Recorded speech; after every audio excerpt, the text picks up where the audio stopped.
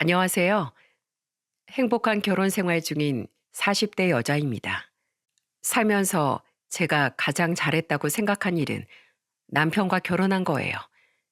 순박하고 착한 남편과 그런 남편을 닮은 아들을 바라보고 있노라면 이 세상의 전부가 제 것이 된 듯 마음이 벅차오르곤 하죠.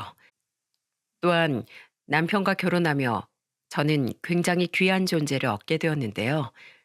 그건 바로 저희 시아버지입니다. 아버지를 일찍 여인 제게 저를 친딸처럼 대해주신 시아버지는 그 무엇과도 바꿀 수 없는 선물이었어요. 하지만 지금의 이런 평화로운 시간을 얻기까진 꽤 다사다난한 사건들이 많았습니다.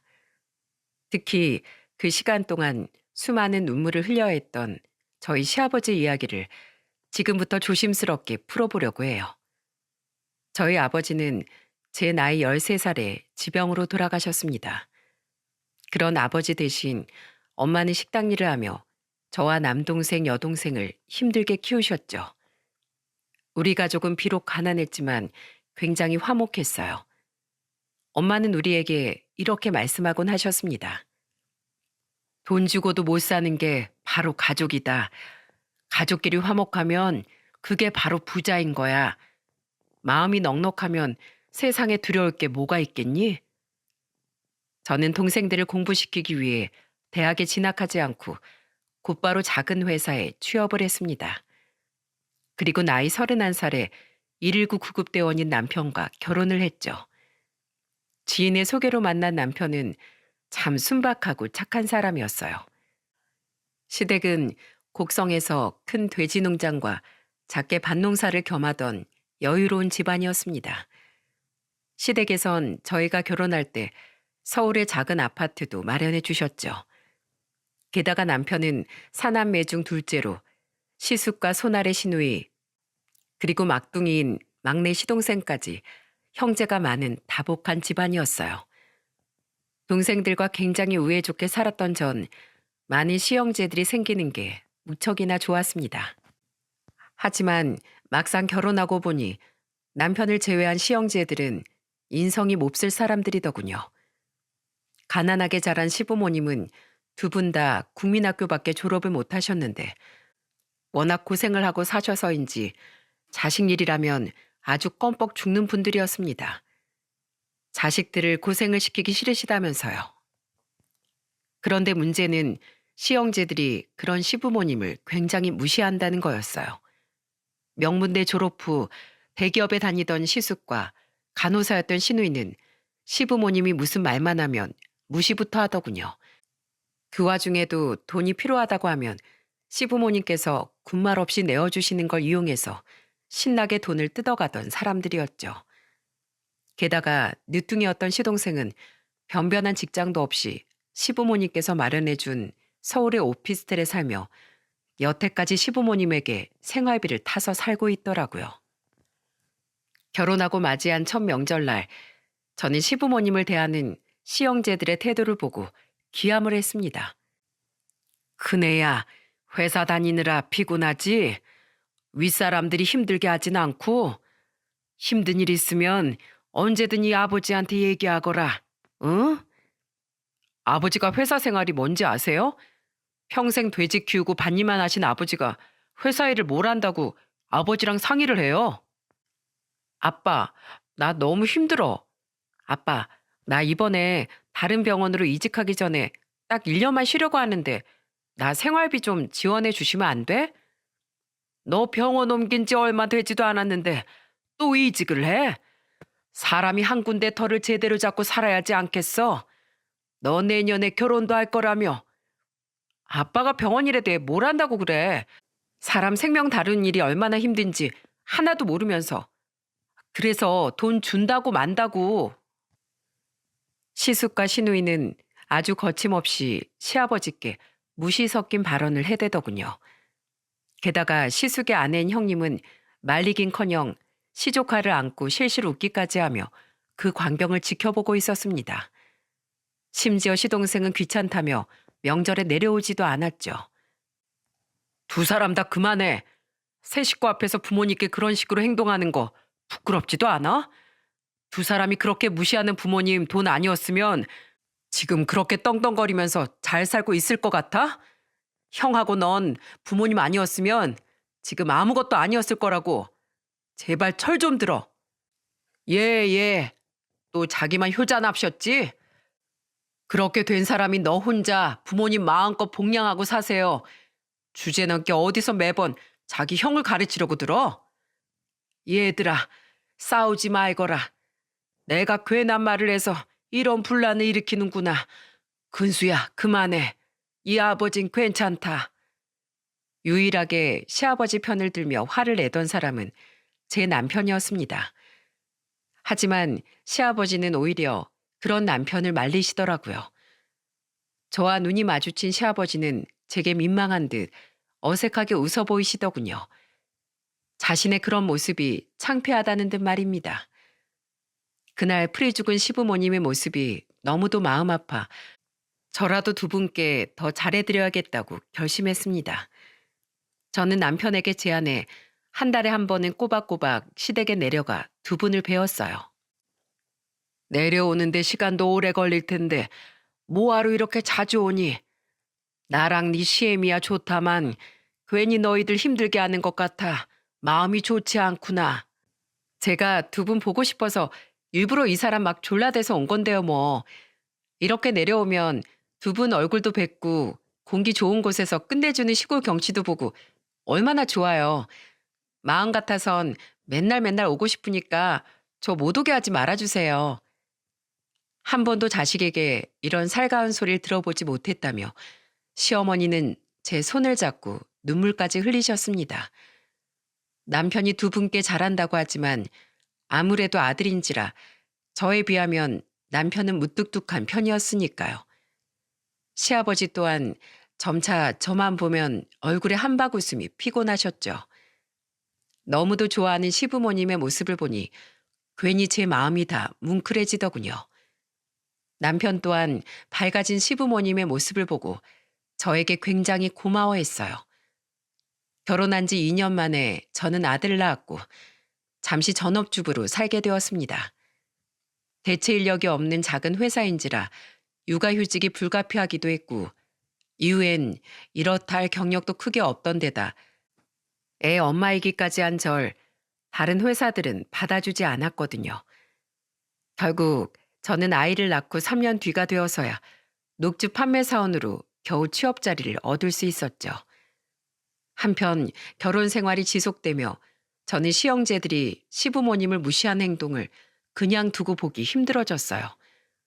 어떻게 자신들을 낳고 길러준 부모님을 저렇게까지 무시하나 싶어 너무 화가 났거든요. 시숙 부부는 명절에도 음식을 일절 돕지 않고 명절 당일에 내려와 늦은 아침을 먹고 곧장 돌아가곤 했는데 어느 명절날엔 시어머니가 용기를 내어 시숙 부부를 붙잡으시더군요. 밥도 다 먹었으니까 저희 이만 가볼게요. 벌써 가려고? 몇 달 만에 봤는데 과일이라도 먹고 가지. 내가 너 주려고 너 좋아하는 사과 사다 놨는데 좀 먹고 가려무나. 여기 오래 있으면 돼지 누린내 때문에 구역질 날 것 같아요. 제가 워낙에 도시 사람이라 죄송해요 어머님. 엄마, 명절에 며느리 못 가게 붙잡는 게 요즘 세상에 얼마나 무식한 일인지 몰라요? 시골뿐인 거 티내세요? 우리 처가 가야 돼요. 게다가 저도 이 집에 오면 두 분 옷에 달라붙어 있는 돼지들 냄새 때문에 머리가 아주 지끈거려서 오래 있기도 힘들어요. 우리한테 돼지 냄새가 나니? 미안하구나. 평소에 빨래도 열심히 하고 너희 온다고 하루 종일 창문 열어놓고 환기도 시켜놨는데 그래 친정 가야지. 얼른 가거라. 늙은이가 괜히 주책 한번 부려본 거야. 참 기가 차더라고요. 물론 며느리도 당연히 자기 집에 가고 싶겠죠. 근데 시숙네 처가는 시숙집에서 걸어서 10분도 안 되는 거리에 위치해 있었거든요. 명절 전날에 항상 시숙 처가에 가서 음식을 돕고 오는 걸 뻔히 다 알고 있는데 잠깐 과일이라도 먹고 가면 어디가 덧난답니까? 게다가 시댁에서 돼지 누린내까지 난다는 두 사람 말에 저는 그만 화가 폭발하고 말았죠. 두 분 다 무슨 말을 그렇게 하세요? 형님, 어제 친정 다녀오셨잖아요. 조카 초등학교 입학한다고 용돈만 쏙 받아먹고 가려는 거 제가 모를 줄 아세요? 게다가 아주버님은 평생 이 집에서 사셨던 분 아닌가요? 왜 어렸을 땐 괜찮던 돼지 누린내가 이제 와서 두통까지 유발한다는 건가요? 그 돼지 냄새 꾹 참고 평생 열심히 일하신 어머님 아버님 덕분에 아주버님이 지금 도시 냄새 맡고 편하게 살고 있는 거 아닌가요? 당장 두 분께 사과하세요. 아, 재수 씨 또 이러네. 원래는 생판 남이었던 사람이 대체 뭘 안다고 자꾸 이 난립니까? 내가 내 부모한테 내 의견도 제대로 못 말해요? 아무튼 근수젠 어디서 자기랑 똑같은 여자를 데리고 와가지고 에이 짜증나. 저 가요. 형님은 집에서 나가는 순간까지 저를 째려보더군요. 시숙 부부가 돌아간 후 저는 너무 답답한 마음에 시부모님께 답답하다는 말투로 이렇게 말했죠. 어머님, 아버님, 왜 자꾸 저런 말을 그냥 듣고만 계세요? 두 분이 가만 계시니까 자식들이 자꾸 저러는 거잖아요. 저 정말 너무 속상해요. 미안하다, 어머마. 우리도 잘못됐다는 걸 분명 머리로는 알고 있는데 워낙 애들을 귀하게만 키워버릇해서인지 애들에게 싫은 소리 하기가 보통 힘든 일이 아니구나. 에휴, 자식들을 망친 것도 결국 이런 우리 탓이겠지. 네 시어머니 말이 맞다. 우리가 둘째 며느리 네 얼굴을 보기가 너무 부끄럽구나. 너무 힘들었던 시절에 자식들은 우리에게 유일한 행복이자 낙이었어. 그래서 더더욱 애들에게 모진 소리 못하겠더라고. 나도 몇 번이나 화를 내보려고 했는데 차마 말이 입 밖으로 튀어나오질 않더구나. 정말 미안하다. 시부모님은 제게 미안하다며 고개를 떨구시더라고요. 두 분 마음이야 알겠지만 너무 답답하고 속상한 마음에 저는 두 분을 안아드렸죠. 저희 친정엄마가 남동생네와 여행을 갔던 터라 저와 남편은 아들과 함께 연휴 기간 내내 시댁에 머물렀습니다. 어이가 없던 건 시누이와 시동생은 아예 시댁에 내려오지도 않았다는 거예요. 결혼한 시누이는 시댁에서 명절 세느라 피곤해서 못 오겠다고 통보했고 아예 시동생은 우리 전화를 받지도 않더라고요. 아주 나중에 친구들과 술을 먹고 하루 종일 뻗어 있었다며 문자 한 통만 띡 보내놓은 채 말입니다. 시부모님은 내심 서운하고 속상한 마음을 감추지 못하셨는데 그 모습이 가슴 아팠던 전 남편과 상의 후 시부모님을 모시고 곧장 제주도로 출발했어요.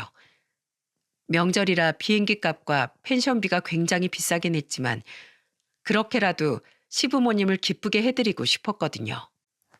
우리 제주도는 태어나서 처음 와본다. 우리가 어멈니 덕에 이런 호강을 다 누려보는구나. 그러게요, 여보. 저 바다색 청량한 것 좀 봐요. 우리나라에 어쩜 이렇게 아름다운 곳이 있었을까? 여행 한번 제대로 못 다녀본 시부모님은 너무 좋아서 입을 다물지 못하셨습니다. 남편은 자주 찾아뵙는 것만 효도인 줄 알았지 여행을 모시고 갈 생각은 못했다면서 제게 고마워하더군요.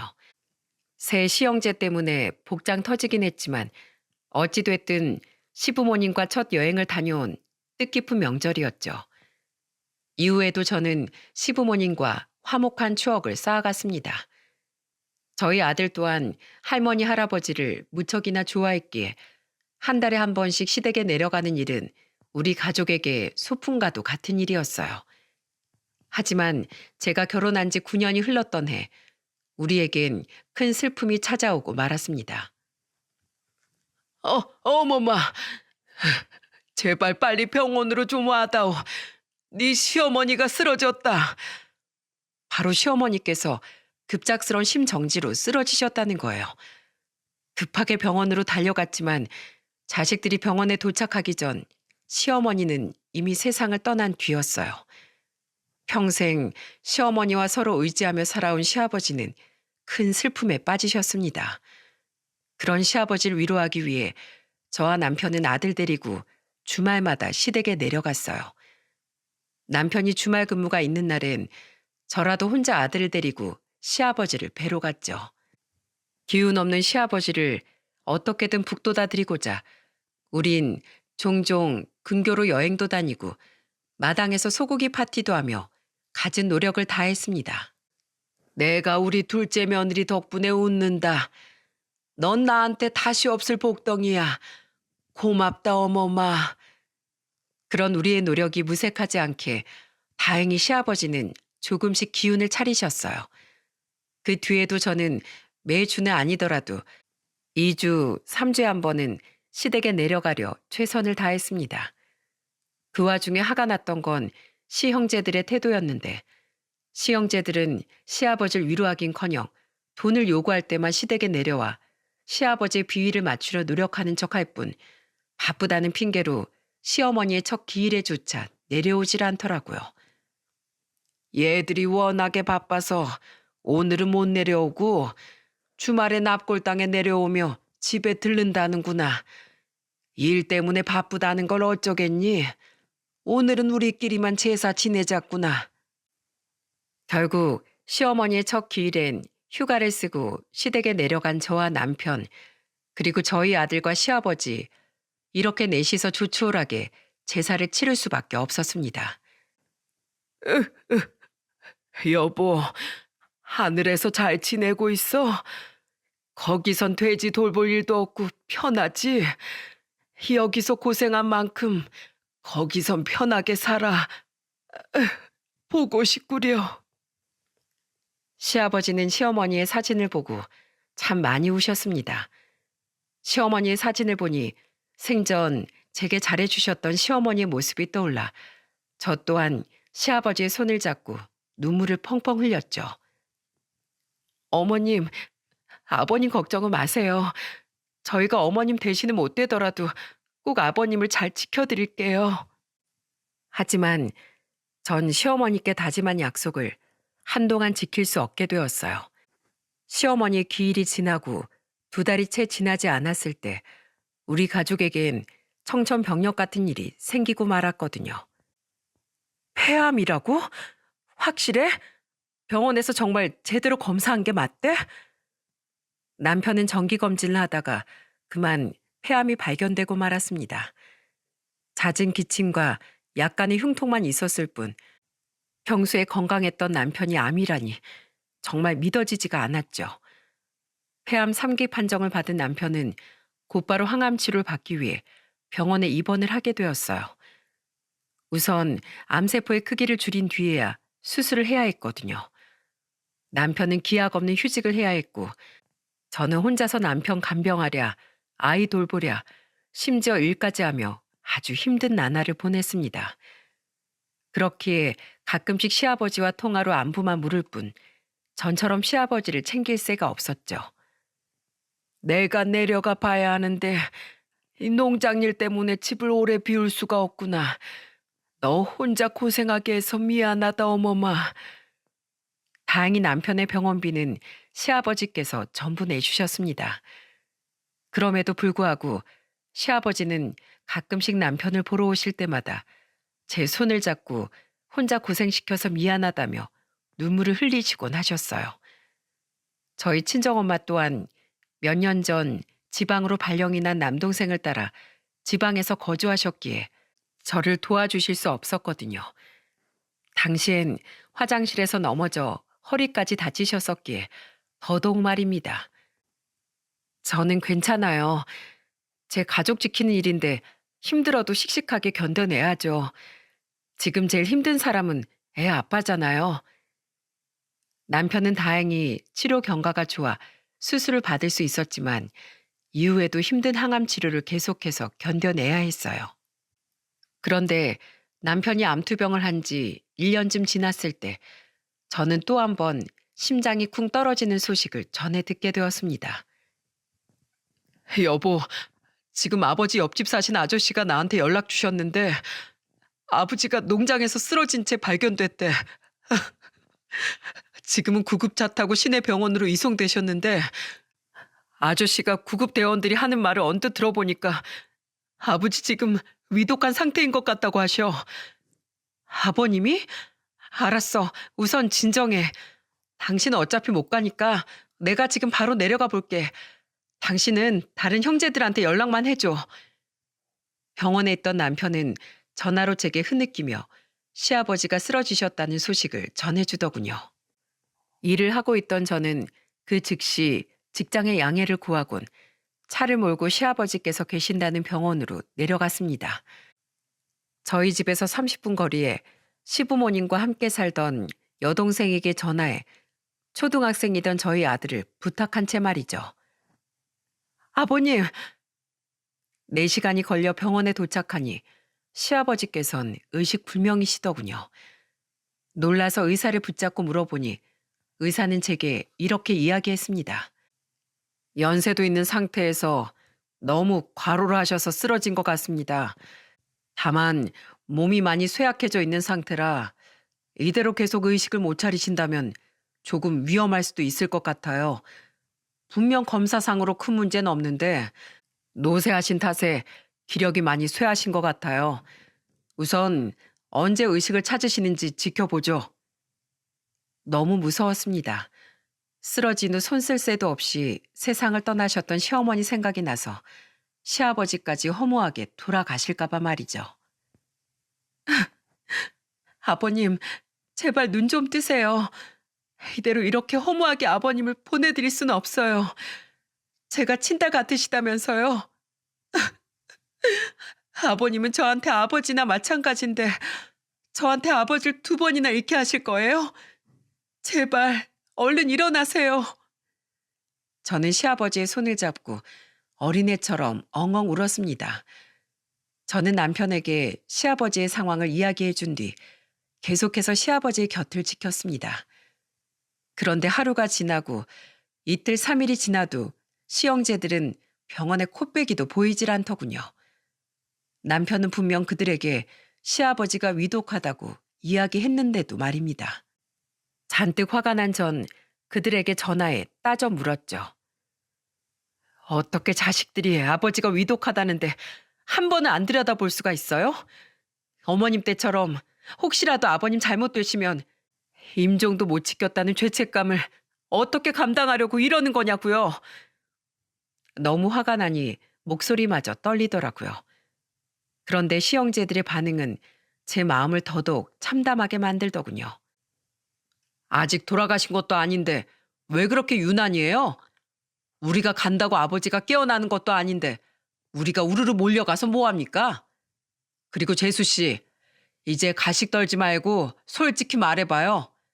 재수 씨도 솔직히 우리 아버지 유산 탐나서 아버지 밭이라도 핥을 것처럼 군 거 아닙니까? 이대로 돌아가시면 어머니도 돌아가신 마당에 어차피 아버지 재산 자식들끼리 사이좋게 나눠 가질 건데 이제 효부인 척 그만하고 재수 씨도 우리처럼 집에 가서 유산 물려받을 준비나 하고 있으세요.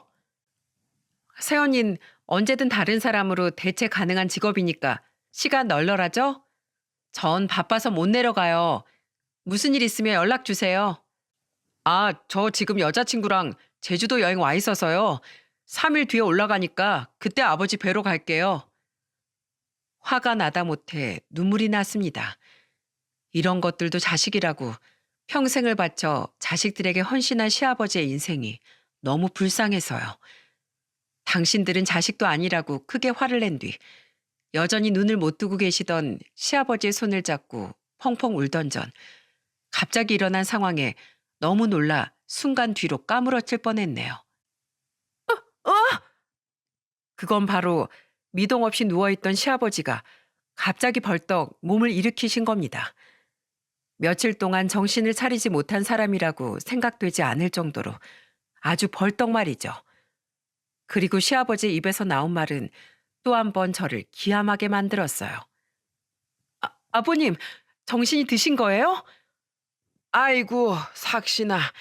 내가 온종일 멀쩡한 정신으로 눈 감고 누워만 있느라 아주 혼이 났다. 멀쩡한 정신이요? 그럼 아버님 여태 정신이 돌아와 계시던 거예요? 그래, 너까지 깜빡 속여서 미안하구나. 우리 둘째 며느리 정말 브라보다. 너랑 둘째 빼고 나머지 자식들은 다 필요 없다. 며칠 동안 마음고생 시켜서 정말 미안하다.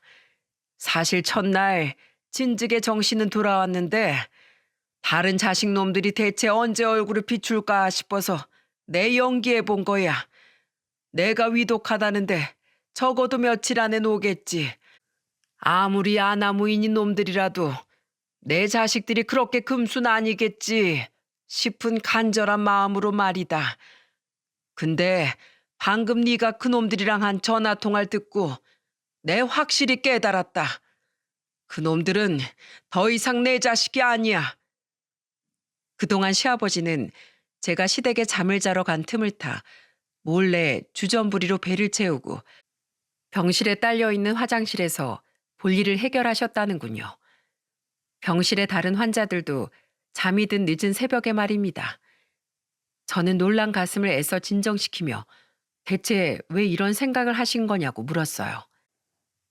너희가 걱정할까봐 말은 안 했다만 너희가 못 오던 1년간 그놈들은 단 한 번도 이 집에 안 내려왔다. 네 시어머니 기일에 못 내려오니 주말에 오겠다는 말도 다 거짓말이었어. 그놈들은 이 핑계 저 핑계 대며 안 왔는데 큰놈은 나중에 메신저 프로필 사진을 보니 일본 여행을 갔었더구나. 그 사진을 보고 분통이 터져서 참을 수가 없었어. 내가 그동안 뭘 위해 자식들을 먹이고 키웠던 건지 내 인생이 후회가 됐다. 그래도 미워도 자식이라고 평생 자식들에게 매어 살았던 터라 자식들을 쉽게 포기할 수가 없더구나. 그래서 이렇게 쓰러진 김에 정말 마지막이다 생각하고 작정하고 그놈들을 시험해보기 위해 못 깨어난 척 연기한 거야. 근데 부모가 죽어간다는데 걱정은커녕 물려받을 유사만 생각하고 있는 그놈들의 말을 들으니 정신이 번쩍 들었다. 난 평생 그 애들을 자식이라고 생각했지만 그놈들에게 난 그저 돈 나오는 은행이었을 뿐 부모가 아니었던 거다. 어머마, 다른 자식들은 다 날 외면했는데도 불구하고 이렇게 내 옆을 지켜줘서 고맙다. 이 고마움과 널 속인 미안함에 대한 빚은 내가 꼭 갚으마. 다행히 입원한 내내 수액을 맞은 시아버지는 건강엔 큰 이상이 없었기에 다음 날 퇴원할 수 있었습니다. 아버님, 저 애아빠 옆을 너무 오래 비워뒀어서 이만 올라가 봐야 할 것 같아요. 제발 일 쉬엄쉬엄 하시고 당분간은 푹 쉬세요. 아셨죠? 냉장고에 제가 찌개랑 밑반찬 만들어서 소분해뒀으니까 꼭 끼니 챙겨 드시고요. 저는 걱정스런 마음으로 시아버지를 뒤로 하고 서울로 올라왔어요. 몸도 몸이지만 자식들에게 너무 큰 마음의 상처를 받은 시아버지가 너무도 마음에 걸렸죠. 그런데 열흘쯤 지난 주말 시아버지께선 자식들을 전부 시댁으로 집합하셨습니다. 남편에게 들어보니 평소와 달리 굉장히 단호하게 내려오라고 통보했던 시아버지의 태도에 시형제들은 굉장히 당황한 상태였다는군요. 저 또한 아픈 남편을 대신해 또다시 혼자 시댁으로 내려갔습니다. 그리고 그곳에서 시아버지는 폭탄 선언을 하셨죠. 네? 돼지 농장을 처분하셨다고요? 그래, 산다는 사람이 있어서 뒤도 안 돌아보고 팔아버렸다. 그동안 내가 힘에 부쳐도 너희들한테 힘이 될 때까진 도움이 되고 싶어서 농장 일을 계속했던 건데 이번에 쓰러지고 난 뒤 생각이 바뀌었다. 아비가 죽어가는데도 코빼기 하나 안 비추던 너희를 위해서 내가 이 나이에 아둥바둥 일할 필요가 전혀 없다는 걸 깨달았지. 아버지, 그건 제가 일이 너무 바빠서 그래서 못 내려간 거예요. 아시잖아요. 저 회사 그만두고 요새 사업 준비하느라 바쁜 거. 맞아, 아빠. 나도 요새 병원에 사람이 없어서 너무 바빴어. 게다가 나 곧 이사도 가야 돼서 이사 준비까지 하느라 정신 없었다니까. 아버지, 농장 팔아도 저 내년에 결혼할 때 해주기로 한 서울 32평 아파트는 마련해 주실 거죠? 호텔 예식도요. 네? 돼지 농장을 팔았다는 시아버지의 말에 시형제들은 죄송하다는 말은커녕 여전히 변명과 돈 얘기뿐이더군요. 그리고 이어진 시숙의 물음에 시댁의 분위기는 초토화가 되고 말았습니다. 그래서 아버지, 농장 판도는 어떡하시려고요? 아버지가 이 시골에서 그 큰 돈 가지고 계시면 뭐예요? 기왕 이렇게 된 거 그 돈 우리한테 미리 나눠주세요. 어차피 나중에 저희한테 다 물려주실 돈이잖아요. 안 그래도 저 아버지가 도와주기로 한 사업 자금에서 조금 더 돈이 필요했는데 잘 됐네요. 아, 아빠, 나도 아빠가 이사 가는데 돈 보태준다고 했잖아. 그거랑 합쳐서 재산 미리 증여해주면 되겠다. 그러면 뭐 저도 그걸로 앞으로 주실 생활비는 더 안 받아도 되겠네요. 증여? 헛소리들 하고 있다. 누가 그 돈을 너희한테 준다고 하든 지아비가 위독하든 말든 신경 하나 안 쓰는 너희한테 줄 돈은 한 푼도 없다. 너희들은 자식도 아니야. 난 농장 판 돈 전부 둘째네한테 줄 거다. 네? 저희한테요? 상황을 관전하고 있던 저는 너무 놀라 눈이 휘둥그레졌어요. 순간 놀란 시형제들은 전부 들고 일어나기 시작했습니다. 아버지, 아니 그 돈을 왜 근수네를 다 주세요? 걔 병원비까지 아버지가 다 내주셨다면서요. 그거면 됐죠. 뭘 그거면 돼. 네가 뭔데 내 돈 내가 알아서 하겠다는데 훈수질이야? 그리고 첫째 너한테 지원해주기로 한 사업자금 나 그거 한 푼도 못 해준다. 셋째니 이사자금도 막내니 신혼집도 결혼자금도 아무것도 못 해줘. 앞으로 부모라고 생각도 않는 내 돈만 탐내지 말고 너희들 알아서 살거라. 알았어? 네? 아버지, 갑자기 이러시면 어떡해요? 저 벌써 회사도 그만두고 사업 구상 중인데 이제 와서 사업을 못 도와준다고 하면 어쩌냐고요. 저 길바닥에 나앉으란 소리세요? 아, 아빠, 주위 친구들한테 좋은 아파트로 이사 간다고 자랑이랑 자랑은 다 해놨는데 이제 와서 말 바꾸면 어떡해. 아버지, 다른 것도 아니고 인생에서 제일 중요한 결혼 가지고 이렇게 으름장 놓는 법이 어딨어요. 저 모아놓은 돈도 없는데 결혼은 어쩌라고요. 자식 인생을 이렇게 망치는 부모가 어디 있어요? 너희가 언제부터 날 부모 취급했냐? 날 부모 대접해준 건 둘째네밖에 없었다. 그래서 나도 둘째네한테만 부모 노릇하기로 한 건데 문제 있냐? 어? 시형제들은 시뻘개진 얼굴로 시아버지께 따져 묻더니 나중엔 거의 울상이 되어 싹싹 빌기 시작하더군요. 아버지, 저 진짜 안 도와주시면 큰일 나요. 전 직장으로도 못 들어가고 이미 벌려놓은 일이 한가득이라고요. 제가 사업 때문에 너무 돈 생각만 하다 보니까 정신이 나갔었나 봐요. 죄송해요, 아버지. 한 번만 봐주시면 앞으론 자식 된 돌이 진짜로 제대로 할게요. 네? 아버지, 저 서울에 큰 아파트에 간다고 여자친구 겨우겨우 꼬셨단 말이에요. 호텔 예식은 안 해주셔도 되니까 집이라도 해주시면 안 돼요? 제주도 여행을 취소하면 위약금이 너무 세서 그 돈이 아까워서 못 왔어요. 제가 그랬으면 안 되는데 제가 너무 이기적이었어요. 죄송해요, 아버지. 한 번만 마음 푸세요. 네? 그 와중에 시누이는 시아버지께 빌기는커녕 대뜸 저를 노려봤습니다. 그리곤 까랑까랑한 목소리로 이러더라고요. 흥! 그렇게 세상 착한 척은 다 해대더니 결국 목표 이뤘네요, 새언니. 그렇게 아빠 비위 맞추려고 용을 쓰더니 끝내 돈을 뜯어가요? 아빠, 새언니라고 뭐 다른 줄 알아요? 저 여우 같은 속내를 왜 모르세요? 뭐 눈에 뭐만 보인다고 세상 사람이 다 너희들 같은 줄 아냐? 그리고 여우면 좀 어떠냐? 그 여우 같은 짓거리를 너희는 왜 못했는데? 시끄럽고 난 할 말 다 했으니 이제 내 집에서 나가라. 아버지, 자꾸 이러시면 저도 가만히 안 있어요. 제가 대기업 다니면서 인맥을 한두 명 쌓은 줄 아세요? 저 변호사 써서 고소할 거예요. 엄연히 우리도 정당하게 받을 수 있는 법적 유류분이라는 게 있다고요. 흥, 나도 그쯤은 안다. 근데 그것도 나 죽고 나서 얘기지. 난 벽에 똥칠할 때까지 아주 오래오래 잘 먹고 잘 살 거다, 이 고얀 놈들아. 썩 꺼져. 경찰 부르기 전에. 시형제들이 끝까지 애원하고 화도 내며 매달렸지만 시아버지의 뜻은 확고하셨습니다. 시아버지가 정말 경찰을 부르는 신용을 하자 그제야 시형제들은 시댁 문을 나섰는데 다들 저를 노려보느라 눈이 빠질 것 같더군요.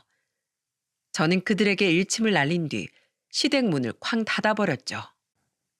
뭘 노려보세요? 이게 다 저 때문이라고 생각해요? 아버님은 당신들이 아무리 못났어도 마지막까지 당신들을 믿고 싶어 하셨어요. 병원에서 아버님이 당신들을 얼마나 애타게 기다리셨는데요. 오늘은 오겠지, 내일은 꼭 오겠지 하면서요. 그런데 마지막까지 아버님의 기대를 저버린 건 바로 당신들이에요. 아버님 돈을 그렇게 필요로 하면서 왜 그 돈을 주는 아버님은 당신들한테 얼마나 귀한 부모인지 모르는 거예요? 이제라도 제발 후회하면서 아버님의 소중함을 좀 느끼셨으면 좋겠네요. 한참 동안 문 밖에서 치를 떨던 시형제들이 돌아가자 저는 황급히 집 안으로 들어가 시아버지를 살폈습니다. 자식들에게 모질게 말한 만큼 시아버지 스스로도 큰 상처를 받으실 것 같아서요. 하지만 시아버지는 괜찮냐고 묻는 제 말에 이렇게 대답하셨죠. 난 괜찮다. 속상하긴 하지만 어쩌겠니. 내가 저놈들을 저렇게 만든 당사자인걸. 이제라도 저놈들이 정신 차리도록 냉정하게 대하는 것만이 내가 저놈들에게 해줄 수 있는 부모로서의 마지막이라고 생각한다. 더는 저놈들 때문에 눈물 흘리지도 않을 거야. 그동안 흘린 눈물만 해도 아주 강을 메울 만큼 넘치게 흘렸으니 말이다. 오늘 하루 종일 내 손을 잡아준 어멈니 덕분에 내가 큰 용기를 낼 수 있었다. 고맙다, 어머마. 제가 한 게 뭐 있나요? 근데 아버님, 다른 자식들 혼내주려고 하신 거라면 저희한테 농장판 돈 주지 않으셔도 괜찮아요. 지금 지원해주고 계신 병원비만으로도 저희 충분히 도움받고 있어요. 집도 아버님이 마련해 주신 덕에 대출에 쫓기고 있지도 않고요. 아니다. 어멈 네가 아니었다면 난 이미 스스로 목숨을 끊고 네 시애미 곁으로 가 있을지도 모른다. 내가 여태껏 살아갈 힘을 잃지 않고 목숨 부지하고 있었던 건 다 네 덕분이야. 그런 너에겐 천금을 주어도 아깝지 않구나. 그리고 내 손에서 얼른 돈을 털어버려야 다른 놈들이 희망을 버리지 않겠니? 날 위해서라도 그냥 받아주렴. 이참에 너도 일 그만두고 둘째 간병과 애 돌보는 데만 힘을 쓰면 더 좋지 않겠니? 제가 시댁에서 있던 일을 남편에게 말해주었더니 남편은 시아버지가 걱정된다며 눈시울을 붉혔습니다. 이후 시형제들은 제 직장까지 찾아와 제게 돈을 내놓으라며 난리를 치더군요. 저는 전혀 기죽지 않고 그들에게 큰 소리 쳤죠. 자꾸 찾아오면 경찰 부를 거예요. 내가 못할 것 같아요? 그리고 또 찾아오면 당신들 싹 다 협박죄로 고소해버릴 거예요. 당신들도 이미 다 알아봤죠? 법적으로 아무 문제 없다는 거. 그래서 지금 나한테 와서 이렇게 깽판 치는 거잖아요. 어디 진짜 법정에서 한번 마주쳐 볼래요? 돈이 문제가 아니라 난 상처받은 아버님을 위해서라도 당신들한텐 땡전 한 푼 못 줍니다. 제가 고소를 들먹이자 그제야 그들은 주춤하며 물러갔습니다. 법이 무섭긴 무서운 모양이더라고요. 그렇게 2달 뒤 막내 시동생이 갑자기 남편의 병원까지 찾아왔더군요. 그리곤 대뜸 무릎을 털썩 구르며 우리에게 사정을 하기 시작했죠. 자그녀, 제발 나 한 번만 도와줘. 여자친구가 아파트 못 태울 거면 파혼하자고 난리야. 직업도 변변치 않은 나랑 그나마 우리 집 돈을 보고 결혼을 결심한 건데 앞으로 생활비도 지원 못 받고 집도 못 태울 거면 나랑 살 이유가 없대.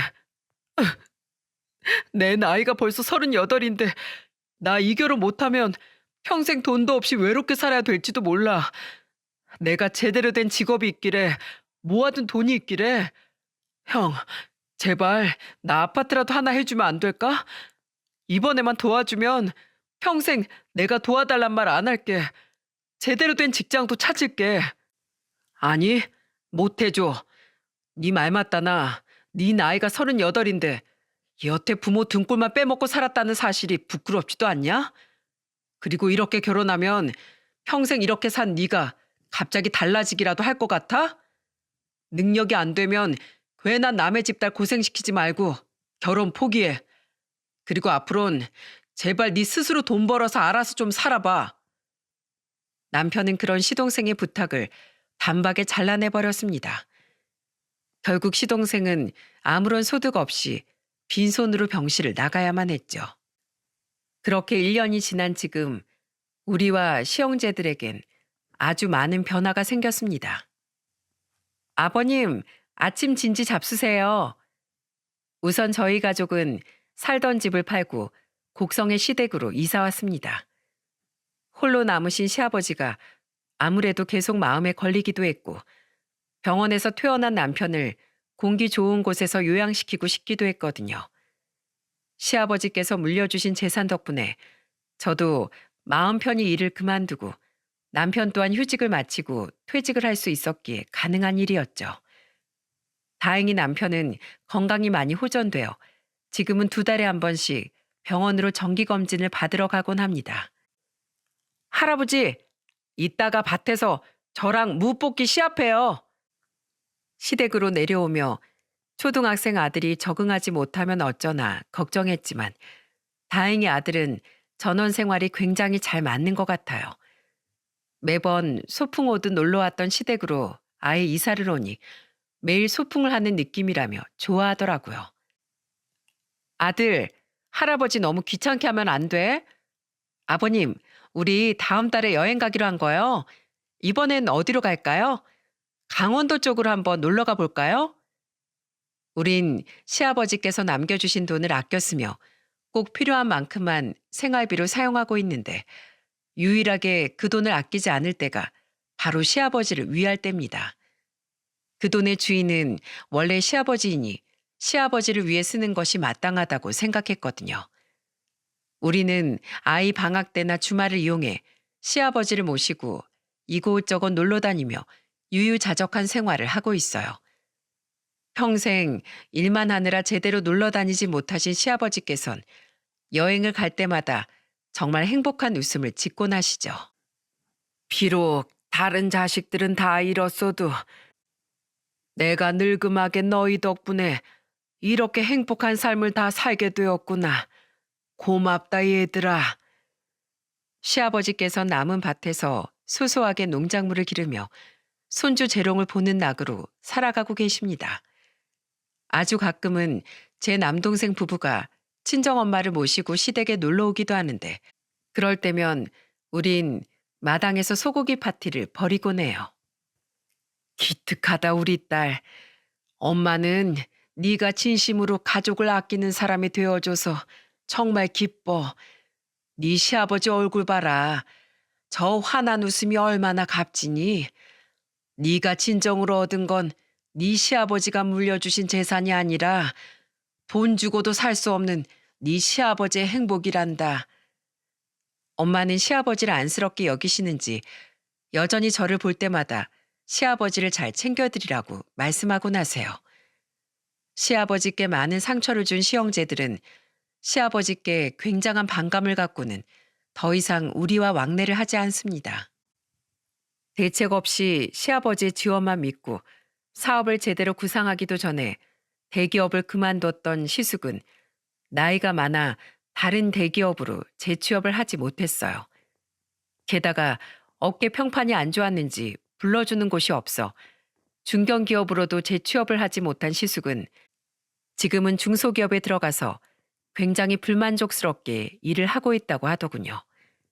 한 번은 고주망태가 된 시숙이 시아버지를 찾아와 난동을 부린 적이 있었는데 술에 취해 시아버지의 멱살까지 잡을 기세길래 저는 시숙에게 냅다 양동이에 받아온 찬물을 끼얹어 버렸어요.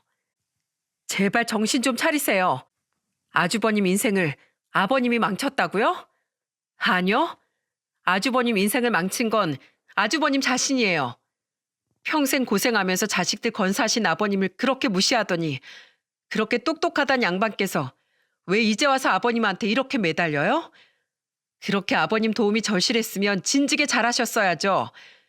아쉬울 때만 부모고 자식이에요? 평생 당신들 때문에 피눈물 흘리고 산 아버님, 이젠 제가 지켜드릴 거니까 두 번 다신 찾아오지 마세요. 또 찾아오면 그땐 찬물이 아니라 똥물을 퍼부어 줄 테니까. 물을 뒤집어 쓴 시숙은 그래도 정신을 못 차렸는지 허공에 대고 마구 주먹질을 해대더군요. 결국 시숙은 잔뜩 화가 난 남편에게 주먹으로 얼굴을 한 대 맞은 후 집 밖으로 질질 끌려나갔죠. 시동생은 결국 파혼을 당했고 지금은 그 나이에 여전히 알바를 전전하며 겨우겨우 생계를 유지하고 있다고 합니다. 그리고 신우이는 시아버지 일과는 무관하게 이혼을 당했어요. 신우이는 병원에서 태움이라고 말하는 간호사 갑질이 굉장히 심한 사람이었더군요. 신우이에게 괴롭힘을 당하던 간호사 한 명이 퇴사를 한 후 앙심을 품고 신우이의 행동을 공론화시켰다고 합니다. 결국 신우이는 그 일로 병원에서 잘렸고 그 뒤로 소문이 퍼져 다른 병원으로의 이직도 굉장히 어려웠다고 해요. 그 히스테리를 집에서 풀다가 결국 신우이에게 학을 뗀 시매부에게 쫓겨나듯 이혼을 당하고 만 거죠. 아이도 없었던지라 소송을 당한 신우이는 맥없이 이혼을 받아들일 수밖에 없었다네요. 이 사실을 알게 된 건 얼마 전 신우이가 돈을 빌려달라며 시아버지를 찾아왔기 때문입니다. 아빠, 나 진짜 너무 힘들어. 겨우 취직한 다 쓰러져가는 병원은 월급도 형편없고 재산 분할 받은 건 다 낡은 빌라 전세 구하는데 다 써버렸어. 아빠, 나 이사 가게 좀 도와주면 안 될까? 내가 사는 게 이러니까 친구들까지 다 날 무시한단 말이야. 아주 한심하다 한심해. 자식된 도리도 못하더니 이제 남편한테까지 버림받고 이제 와서 다시 나한테 손을 벌려? 어림도 없다. 눈 붙이고 잘 집이 있는 것만으로도 감사하게 여겨. 네가 그렇게 된 건 다 자업자득이야. 신우이는 시아버지의 바지가랑이까지 잡으며 매달렸지만 시아버지는 그런 신우이를 끝끝내 내치셨습니다. 아무리 시아버지께 매달려도 돈 나올 구멍은 이미 막혔다는 걸 그제야 깨달았는지 그 뒤로 신우이는 더는 시댁으로 찾아오지 않았죠. 아직 남편은 완치가 되지 않았고 시아버지의 마음의 상처에도 아직 딱지가 생긴 것 같진 않지만 그래도 우리 가족은 힘을 내어 행복에 도달하기 위해 노력하고 있습니다. 가족이란 이름 아래 서로를 의지하고 기대어 살아가다 보면 남편의 병도 시아버지 마음의 상처도 언젠간 깨끗하게 나을 거라고 굳게 믿고 있죠. 저는 앞으로도 세상에서 가장 소중한 저희 가족을 위해 최선을 다해 살아갈 생각입니다. 남편의 병이 낫게 되면 가까운 시내에 식당을 차려 남편과 함께 꾸려 나가고 싶어요. 시아버지께서 물려주신 돈 대부분은 잘 아껴두었다가 저희 아들을 공부시키고 결혼시키는 데 쓸 겁니다. 그것이 자식을 끔찍이 아끼던 시아버지의 뜻을 가장 보람있게 이을 수 있는 일이라고 생각하거든요. 여러분, 저는 진정으로 값어치 있는 것이 과연 무엇인지에 대해 논하고 싶어 이렇게 사연을 보내게 되었습니다. 저에게 가장 중요하고 값진 건 가족들 중에서도 바로 양가 부모님이에요. 자식을 낳고 길러준 부모님의 은혜만큼 값지고 위대한 것은 없다고 생각하니까요. 그러니 돈도 중요하지만 저는 여러분이 사리사욕에 눈이 멀어 진정으로 값진 것이 무엇인지 놓치고 살지 않으셨으면 좋겠어요. 마치 저희 시형제들처럼 말이죠.